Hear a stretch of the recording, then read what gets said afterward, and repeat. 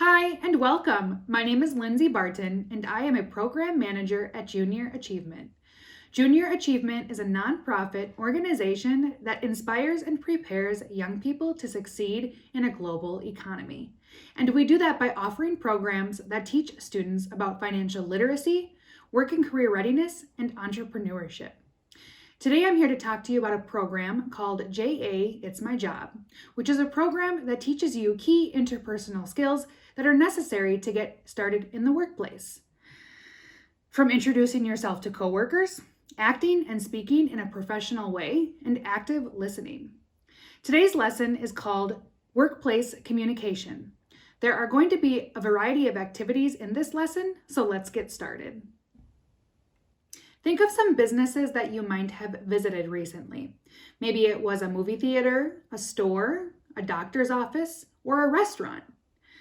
Think of some of the things that the workers in those businesses might say to you.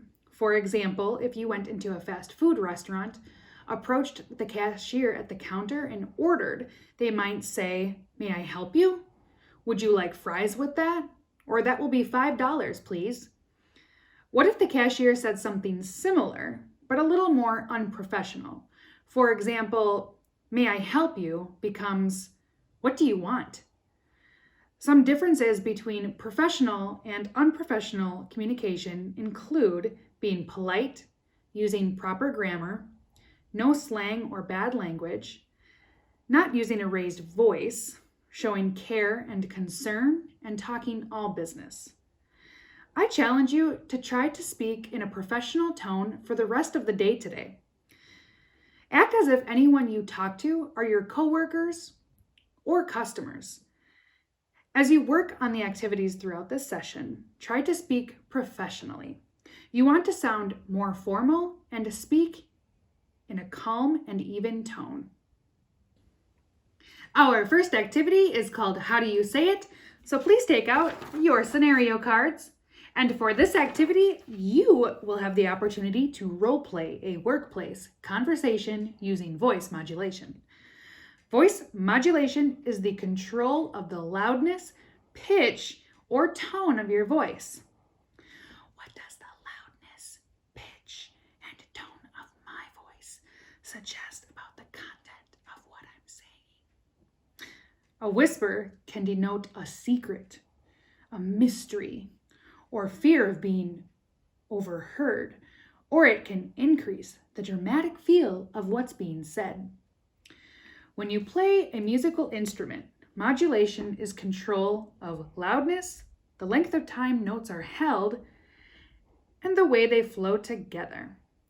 Modulation can bring more attention and drama to a musical passage. In the same way, modulating your voice can control how professional it sounds. Now you're going to practice using a professional tone as you would in the workplace. I'm going to show you a series of statements that I want you to read aloud. The first statement, I want you to read it aloud as if you're greeting a customer in their workplace.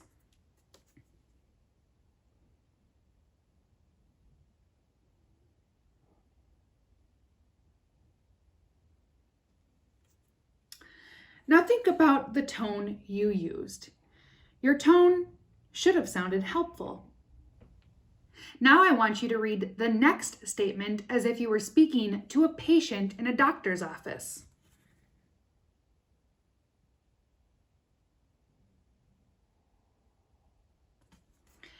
Think about the tone you used now. Your tone should sound soothing. Now practice saying the same statement with an inappropriate tone that sounds sarcastic or unkind.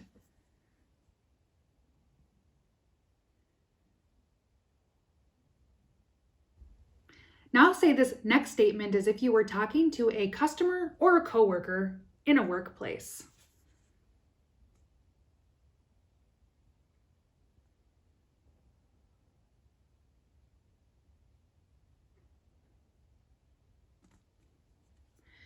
Think about the tone you used. Your tone should be authoritative.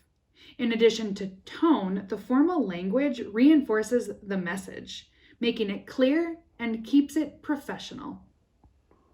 Let's keep practicing using a professional tone by role-playing a workplace conversation. Take out your scenario cards and cut them out if you haven't done so already. You can complete this activity by yourself, but it will be more effective if you are able to partner up. So begin with the cards labeled Restaurant Employee 1 and Customer 1. Now let's pretend the restaurant employee works at a casual restaurant. Think about one in your town. Throughout the scenarios, there are two different customers. One is in the restaurant and one is on the phone. If you're working with a partner, Restaurant Employee 1 and Customer 1 should read the scenarios on their cards and role play the conversation. If you're working individually, read the scenarios and write down examples of responses.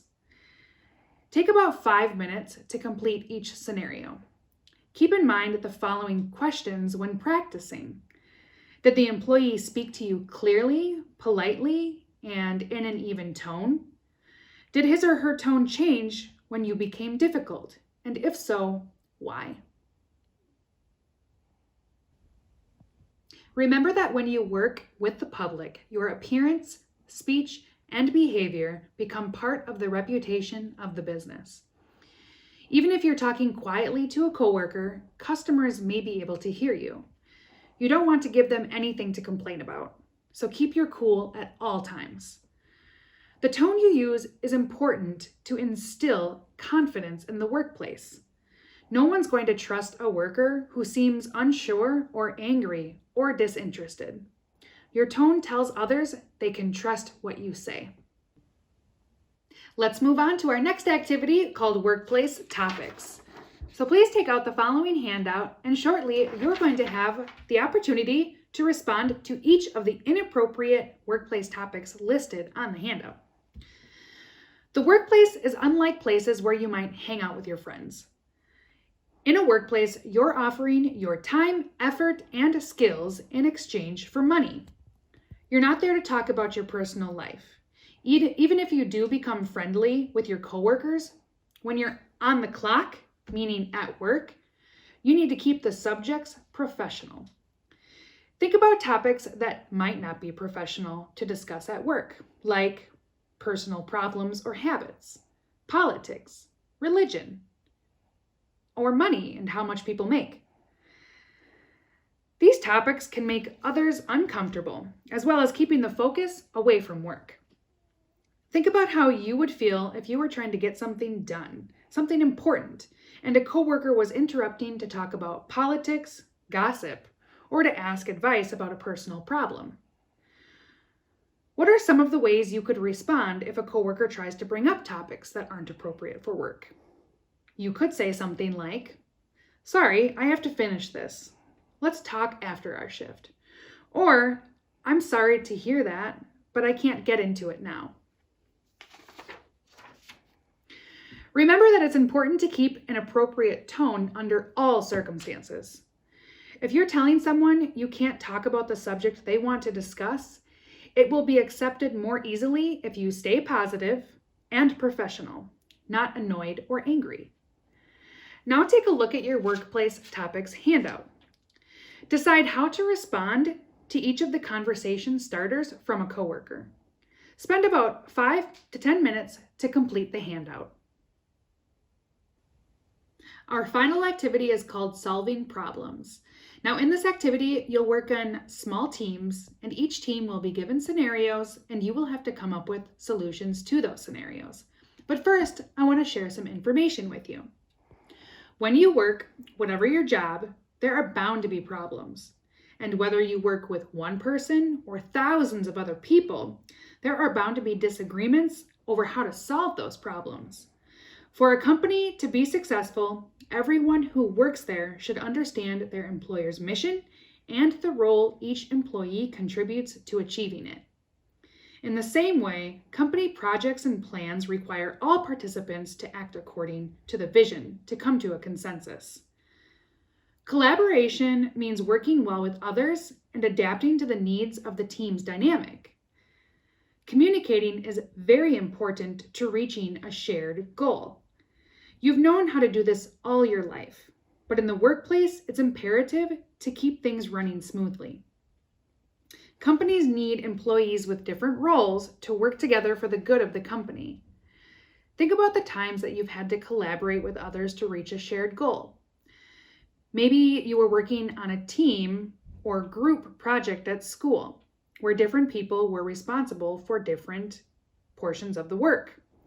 Or maybe you participate on a team at school, where each member has a specialty, or a job where you have coworkers with different roles, like a salesperson and a stocker. In these situations, I'm sure you made sure everyone on your team was working together by understanding the shared goal, making sure everyone understood their responsibilities, allowing for discussion, and being respectful of others' opinions. Collaboration, communication, and cooperation are keys to keeping a workplace safe, pleasant, and productive. Now you will work in your teams to reach a consensus on how to solve a problem. Soon, scenario 1 will pop up on the screen. You will have 5 minutes to come up with a solution for the problem. Everyone on the team must contribute their ideas. Everyone on the team must also agree on the best solution. You can decide which strategies to use, but you all have to come to an agreement. Now please read through scenario 1 and take 5 minutes to come up with solutions.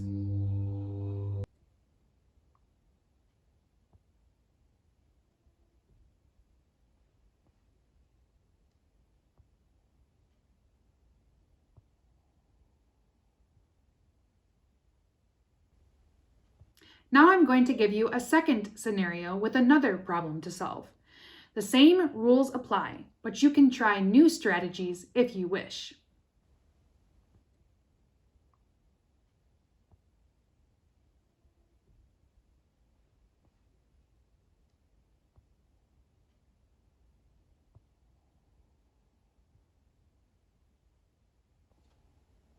Thanks for working through the two scenarios. Now, as a team, I want you to discuss the following questions. How did you reach a consensus? Did you have trouble reaching a consensus? How did you resolve the problem? What were some strategies you used for getting ideas from everyone?